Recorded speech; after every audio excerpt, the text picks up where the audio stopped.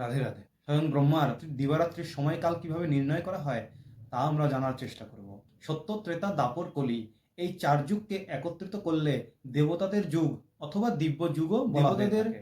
সময়ের পরিমাণ আমাদের সময়ের থেকে 360 গুণ বেশি মানা হয়। অর্থাৎ আমাদের 1 বৎসর দেবতাদের 24 ঘন্টা, আমাদের 30 বৎসর দেবতাদের 1 মাস, আর আমাদের 360 বৎসর দেবতাদের 1 দিব্য বর্ষ হয়। এরূপ 12,000 দিব্য বর্ষ পার হলে তবে গিয়ে দিব্য যুগ হয়। এই 4টে যুগের সংখ্যাকে যোগ করলে আমরা পাবো 43,20,000 বৎসর।